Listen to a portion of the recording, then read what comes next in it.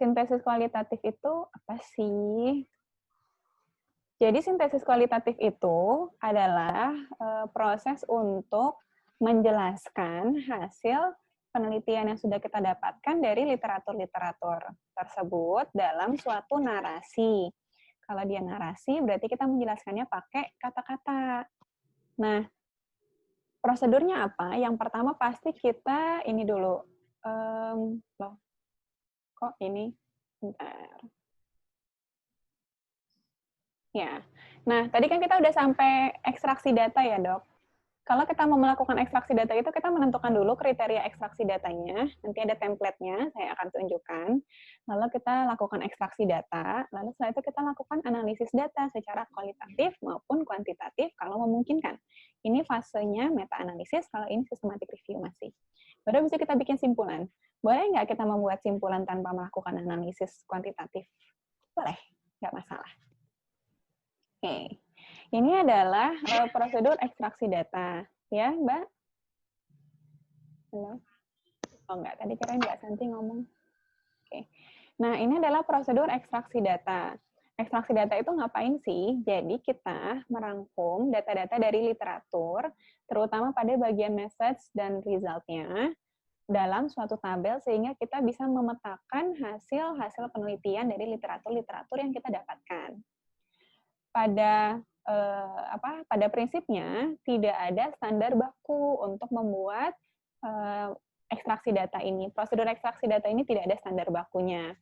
Tapi sebaiknya kita melakukan pengelompokan data berdasarkan subgrup, baik pada populasi, intervensi, maupun outcome. Nanti analisis datanya juga lebih mudah kalau dilakukan berdasarkan subgrup.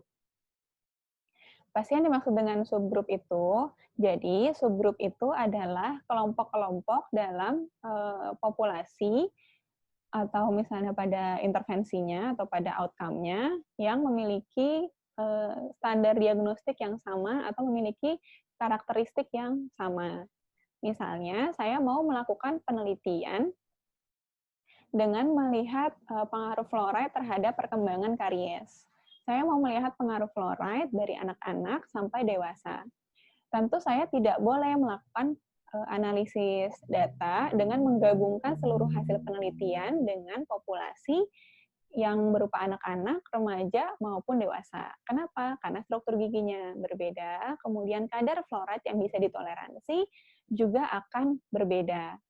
Oleh karena itu, kalau kita mau melakukan ekstraksi data, sebaiknya kita kelompokkan hasil penelitian tersebut dalam subgrup. Subgrup yang pertama bisa berupa populasinya. Saya bisa kelompokkan berdasarkan umur atau berdasarkan periode perkembangan giginya.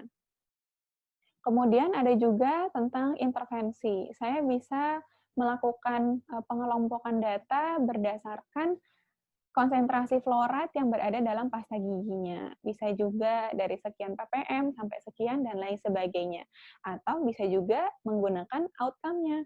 Jadi kalau outcome-nya diukur menggunakan DMFT, saya akan memisahkan dia dari pengukuran secara visual maupun secara radiografi dan lain sebagainya. Nah, tahapannya pertama kita tentukan dulu jumlah studi yang didapatkan, baru tentukan studi yang cukup mirip untuk dikelompokkan dalam subgrup atau subtipe. Lalu lihat ada data apa saja yang tersedia untuk sintesis. Apakah dia memberikan data mean, median, standard deviation, confidence interval, dan lain sebagainya. Apakah diberikan juga analisis ANOVA, atau misalnya dia menggunakan analisis fitness independen, dan lain sebagainya, itu juga dituliskan. Lalu, tentukan keperluan modifikasi terhadap outcome yang ditentukan. Misalnya kita menemukan bahwa banyak sekali penelitian mengenai efek peningkatan fluoride itu dengan melaporkan outcome terhadap hipersalivasi misalnya. Nah, dengan adanya outcome yang baru muncul, kalau tidak ada dalam protokol, maka kita harus tambahkan di laporan akhirnya. Terus kalau misalnya ternyata kita mau lihat apakah ada efek fluorosis, kalau ternyata penelitian-penelitian di literatur itu tidak ada data tentang fluorosis, itu tidak boleh kita hilangkan, tapi nanti kita laporkan bahwa hasil mengenai fluorosis belum banyak dilaporkan. Nah, setelah itu kita melakukan sintesis karakteristik penelitian yang berkontribusi pada setiap perbandingan. Nanti kita analisis. Oke, kalau kita menggunakan kalau kita melakukan systematic review menggunakan standar dari Cochrane, ada yang disebut dengan summary of finding. Summary of finding ini digunakan untuk menuliskan hasil-hasil penelitian yang telah diekstraksi dalam suatu tabel yang bisa dibaca untuk melihat apakah ada pengaruh dari suatu tindakan terhadap terjadinya penyakit atau penyembuhan penyakit. Formatnya, yang pertama itu adalah objektif atau pertanyaan penelitiannya. Kemudian di sini population-nya bukan population dari protokol penelitian, tetapi population yang akan disampaikan dalam kelompok ini. Contohnya, pada kelompok ini adalah tentang young children between 1 and 6 years of age at the start of the study. Protokol penelitian ini menggunakan populasi dari anak sampai dewasa, tapi dalam summary of finding, populasi yang ditampilkan untuk tabel pertama adalah populasi anak-anak terlebih dahulu. Ada setting, intervention, comparison, dan outcome-nya. Outcome-nya dilaporkan dalam bentuk seperti apa. Nah, pertama comparison dari konsentrasi ppm 1.500 dengan 0. Ada berapa penelitian yang melaporkan hal tersebut? Ternyata hanya 1. Berapa jumlah sampelnya? Kemudian apakah dia menunjukkan relatif efek dari 95% confidence interval? Kalau ada, tuliskan. Kalau tidak ada, tidak perlu. Dituliskan strip saja, berarti tidak ada. Outcome-nya diukurnya pakai apa? Berapa lama follow up-nya? Kemudian apakah ada risiko dengan konsentrasi fluorid yang lebih rendah, apakah ada risiko dengan konsentrasi fluorid yang lebih tinggi atau tidak. Lalu kalau tidak ada dalam tabel ini perlu kita tuliskan commentary. Jadi contohnya adalah nilai rata-rata karies yang sudah dibuat menjadi analisis statistik dan lain sebagainya. Nah, kalau menggunakan aplikasi Grade Pro GDT, summary of finding ini bisa langsung diisi menggunakan aplikasi, jadi tidak perlu dibuat dari Excel terlebih dahulu. Kalau tidak ada aplikasi tersebut, kita bisa menggunakan Excel untuk membuat tabel seperti ini. Nah, setelah kita mengetahui adanya summary of finding, kalau kita membuat tabel ekstraksi data, biasanya kita membuat laporannya dengan pertama studi yang didapatkan. Ada berapa jumlah studi yang didapatkan, ada berapa jumlah subjek yang digunakan, kemudian berapa yang laki-laki, berapa yang perempuan, berapa rentang usianya, berapa rentang rata-rata usianya, dan lain sebagainya. Nah, kemudian kita tentu akan memilih apa saja studi yang akan kita gunakan dan mana studi yang tidak kita gunakan. Apa saja studi yang kita gunakan atau inclusion-nya, apa saja studi yang tidak kita gunakan atau exclusion-nya. Setelah kita menentukan studi yang digunakan maupun yang tidak kita gunakan, kita juga perlu menyampaikan analisis risk of bias. Jadi analisis risk of bias-nya kan sudah kita lakukan di prosedur sebelumnya. Nah, ini tinggal kita laporkan kembali hasilnya di sini, di bagian ekstraksi data atau laporan hasil. Setelah itu meta biasnya seperti apa, baru setelah itu kita sampaikan population, intervention, comparison, dan outcome dari data yang kita dapatkan. Setelah itu kita melakukan analisis secara naratif. Nah, untuk melakukan analisis data secara kualitatif atau secara naratif, ada 4 hal yang perlu kita pertimbangkan. Prinsip ini juga akan digunakan dalam meta-analisis, tetapi dengan menggunakan analisis statistik untuk membuktikan narasi kita. Apakah systematic review perlu melakukan analisis statistik? Kalau tidak mau melakukan meta-analisis, tidak perlu. Tetapi dalam setiap pembuatan meta-analisis tetap harus dilakukan analisis secara kualitatif, ditambah dengan hasil pemeriksaan secara statistik. Yang pertama perlu kita pikirkan adalah what is the direction of effect? Apakah hasil yang kita dapatkan positif atau negatif? Apakah mendorong kita untuk melakukan perawatan tersebut atau menghindarkan perawatan tersebut? Seberapa besar perawatan tersebut berhasil? Apakah hasil perawatan tersebut konsisten dari seluruh studi yang melaporkannya? Dan bagaimana kekuatan tingkat kepercayaan dari seluruh bukti yang kita dapatkan? Nah, selanjutnya kita akan melihat dari masing-masing analisis data ini. Yang pertama adalah effect direction. Yang pertama harus kita laporkan adalah hasil yang didapatkan cenderung positif atau negatif terhadap perawatan. Kita bisa mengatakan bahwa 8 dari 10 penelitian menunjukkan hasil bahwa penelitian ini berhasil mengurangi A, B, C, D, dan E misalnya. Lalu perlu kita lihat apakah perbedaan antara kelompok intervensi tersebut dengan kelompok kontrolnya signifikan secara statistik. Berapa banyak penelitian yang menunjukkan hasil yang signifikan dan berapa banyak penelitian yang menunjukkan hasil yang tidak signifikan. Setelah itu, kita melihat efek size, berapa besar efek positif atau negatif terhadap treatment. Biasanya ini dilaporkan dalam bentuk odd ratio, atau misalnya kita bisa melakukan, bisa dilampirkan dalam mean difference, dan lain sebagainya. Kita lihat besar nih perbandingan nilai rata-rata kelompok uji dan kelompok kontrol. Apakah selisihnya besar atau apakah selisihnya kecil? Kalau selisihnya besar, maka bisa kita katakan bahwa treatment atau perawatan tersebut berhasil dengan sangat baik, cukup baik, atau tidak cukup baik. Berapa literatur yang mengatakan hal tersebut? Literatur yang mana saja? Nah, kemudian ada yang disebut dengan efek konsistensi.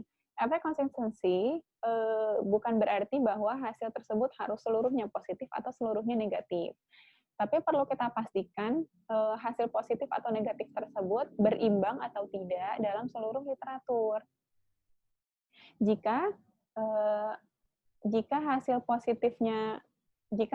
positifnya konsisten, itu kita bisa mengatakan suatu hasil penelitian tersebut konsisten kalau besarnya perbedaan, besarnya efek, atau misalnya signifikansi itu sama, baik dia mendukung yang positif atau efek negatif.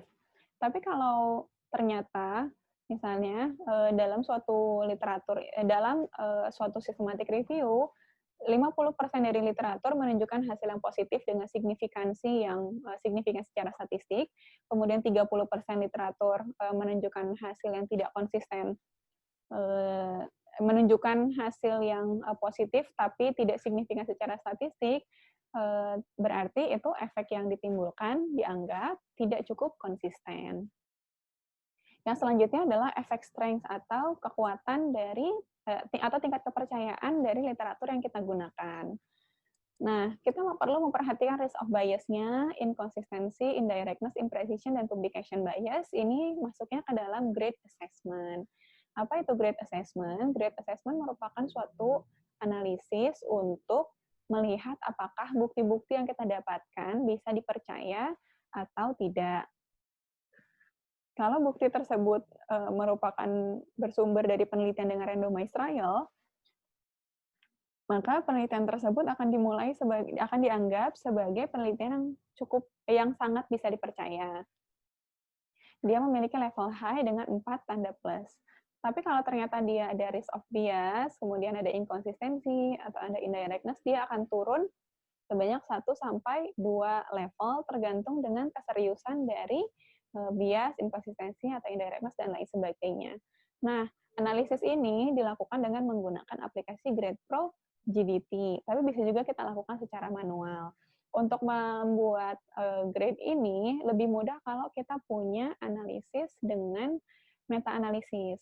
Kalau kita tidak melakukan meta-analisis, maka kita balik lagi ke analisis kualitatif ya. Yang paling utama setelah kita menyampaikan hasil ekstraksi datanya, kita sampaikan mengenai efek direction-nya, kemudian sama risk of bias, inconsistency, indirectness, imprecision, dan publication bias-nya itu bisa juga kita sampaikan, tapi kita tidak bisa kita melaporkannya dalam bentuk grade ini. Nah, ini adalah contohnya. Tadi obtained study-nya apa saja, kemudian included study-nya apa saja, itu ada excluded study-nya, lalu risk of bias-nya, ada allocation, randomization, allocation concealment, dan lain sebagainya itu juga disampaikan. Lalu effect of intervention kita bagi dalam subgroup yang tadi sudah disampaikan, sama adverse effect-nya juga, dan lain sebagainya. Nah, kemudian kalau kita mau ngambil simpulan, gimana caranya? Kalau kita melakukan analisis dengan kualitatif atau dengan naratif, Maka simpulan kita bisa bilang, kalau misalnya hasil yang ditunjukkan positif, berarti kita bisa bilang ada manfaat dari melakukan perawatan dengan pilihan perawatan yang ini. Nah, kemudian kita juga bisa menyebutkan apakah hasil tersebut apakah hasil tersebut banyak ditemukan atau malah dia sebenarnya tidak terlalu banyak ditemukan, dan apakah perlu dilakukan penelitian lebih lanjut. Kemudian apa resiko yang mungkin muncul dari penelitian tersebut, dan kita bisa sampaikan juga apa kemungkinan yang muncul kalau perawatan tersebut dilakukan. Nah, kalau misalnya kita melakukan penelitiannya tidak dengan meta analisis, atau misalnya kita sulit untuk melihat istilahnya itu tadi di sini. Oke, resiko misalnya dia tidak melaporkan odds ratio atau dia tidak melaporkan hasil analisisnya dengan baik pada literatur yang kita gunakan, maka kita tidak bisa menentukan certainty of the evidence karena tadi kita tidak analisis dengan grade. Nah, kalau sudah habis, hanya itu saja.